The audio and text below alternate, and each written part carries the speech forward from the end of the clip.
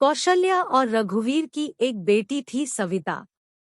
सविता को बचपन में ही पोलियो मार गया था, जिससे वह एक पैर से अपाहिज थी। सब लोग उसे दया के दृष्टि से देखते थे और अपने माँ बाप की बहुत लाडली थी, उसकी आंखों में कभी आंसू नहीं आने देते थे। सविता अपाहिज जरूर थी, लेकिन सभी कामों में कुशल थी। स्कूल में भी वह सभी अध्यापकों की प्रिय थी। एक दिन कौशल्या बोली, कौशल्या सुनो जी, सविता की 11वीं पास हो गई है। हमारी बेटी दिव्यांग है, उसके लिए भी ऐसा ही लड़का ढूंढना पड़ेगा। लगता है उसकी शादी करने में बहुत मुश्किलें आएंगी, इसलिए अभी से लड़का ढूंढना शुरू कर दो। रघुवीर, हाँ कौशल्या सही कहती हो। सविता कितनी सुंदर और सर्वगुण संपन्न है, लेकिन पैर की वजह से मेरी बेटी की जिंदगी खराब हो गई। सविता ने अपने माँ और बाबूजी की बात सुन ली। वह पास आकर बोली, सविता बाबूजी, क्या मैं आप सब पर बोझ हूँ? मेरा पैर खराब है, इसका मतलब यह तो नहीं मैं किसी पर आश्रित रहूंगी। फिर कैसे हुई मेरी जिंदगी खराब? कौशल्या, मन छोटा मत कर बेटी, किसने कहा कि तू बोझ है? तू तो हमारी आंखों का तारा है।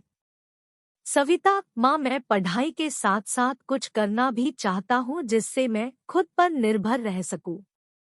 इधर सविता की पढ़ाई पूरी हो गई और उधर रघुवीर सविता के लिए लड़का ढूंढने लगा। सविता के लिए परेश का रिश्ता आया। परेश रसायन फैक्ट्री में काम करता था। परेश अपनी माँ रमा और अपने पिताजी मुकेश के साथ सविता को देखने उसके घर आया। मुकेश, अरे बेटा, लड़की का तो पैर खराब है। परेश, पिताजी, अगर मैं दिव्यांग लड़की से शादी करूंगा तो मुझे किसी का जीवन संभालने का सौभाग्य मिलेगा। रमा, बेटा तेरी जिंदगी है, जो भी फैसला हो सोच संभाल कर लेना। परेश, देखिए सविता जी, मैंने आपकी जितनी तारीफ सुनी, मैं खुद को आपसे मिलने से रोक ही नहीं पाया। क्या आप शादी के लिए राजी है?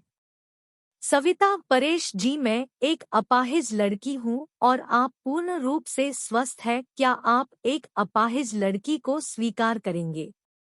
परेश, सविता, मैं जिंदगी भर आपका सहारा बनने के लिए तैयार हूँ, अगर आपको ऐतराज ना हो तो।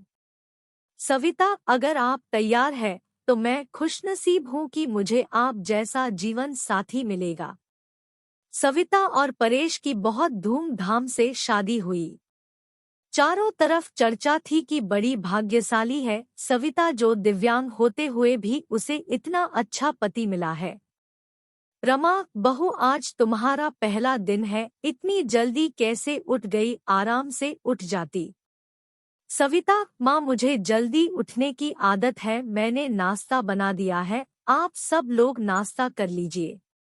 रमा हैरान थी कि एक पैर खराब होते हुए भी सुबह उठकर नाश्ता भी बना दिया। इसी तरह सविता ने थोड़े ही दिनों में सारी जिम्मेदारी अपने ऊपर ले ली।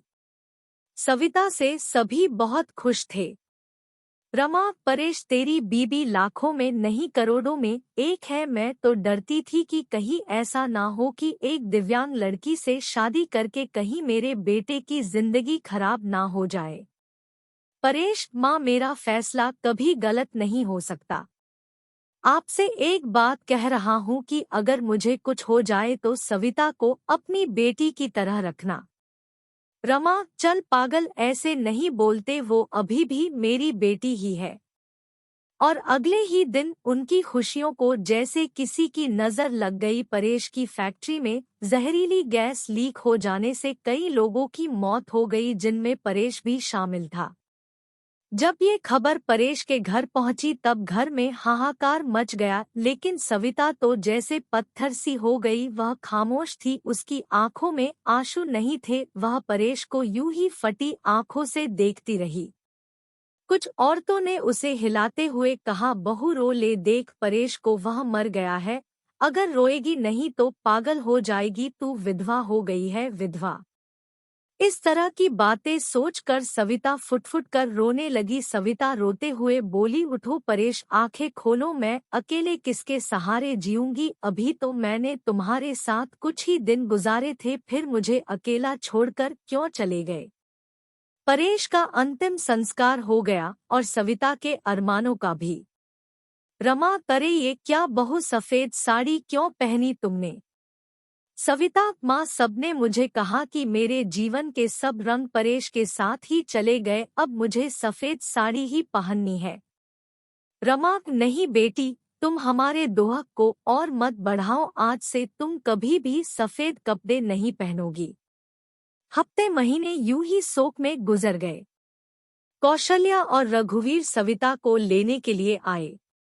कौशल्या, मेरी बेटी का जीवन तबाह हो गया, पूरी जिंदगी अकेले कैसे काटेगी, इसलिए हम उसे अपने साथ ले जाना चाहते हैं। रमा, देखिए समधन जी, सविता कहीं नहीं जाएगी, आप उसकी शादी करके कर्तव्य मुक्त हो चुके हैं, लेकिन अब हमारे भी कुछ कर्तव्य है। हमारी बहू हमारी बेटी बनकर हमारे पास ही रहेगी। ये कहते हुए रमा ने सविता को गले से लगा लिया। मुकेश, हाँ समधी जी, रमा सही कह रही है, हम सविता को आगे पढ़ाएंगे और किसी लायक बनाएंगे, आप चिंता मत करना, हम अपनी सविता को पलकों पर बिठाकर रखेंगे। सविता, माँ, बाबूजी परेश इनके इकलौते बेटे थे, अब वो नहीं है, तो ऐसे में मैं भी इनको छोड़कर चला जाऊं, ये सही नहीं है, मैं इनके पास रहकर ही इनकी सेवा करूंगी। सविता के माँ बाबूजी चले जाते हैं, अब सविता अकेली थी, उसने अपना सारा ध्यान पढ़ाई में लगा दिया। ऐसे में उसकी मुलाकात गौरव से हुई, जो समय समय पर सविता की पढ़ाई में मदद करता था। गौरव मुकेश के दोस्त का सबसे अच्छा बेटा था, उसका काम के सिलसिले में परेश के पिता के पास आना जाना लगा रहता था। गौरव इंजीनियर था और बड़ा ही सलीन स्वभाव का संस्कारी लड़का था।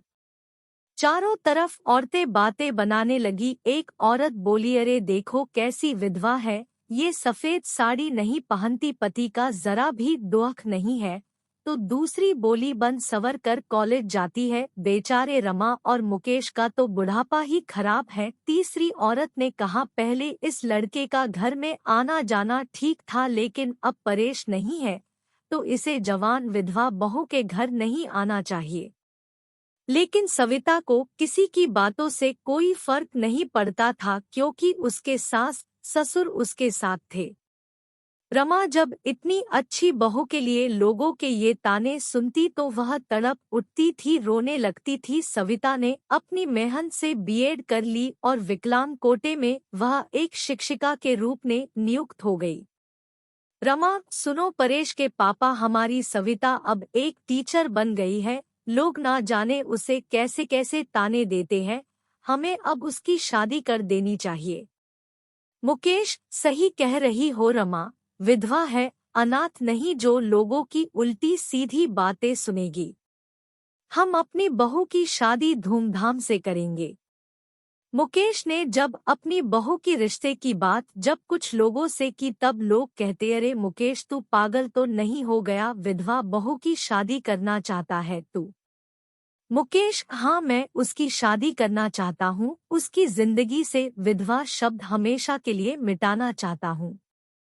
तभी गौरव ने आ करके कहा, गौरव अंकल, अगर आप सविता के काबिल समझे तो मैं आपके बहू से शादी करने के लिए तैयार हूँ। मुकेश, गौरव तुम? गौरव, हाँ मैं।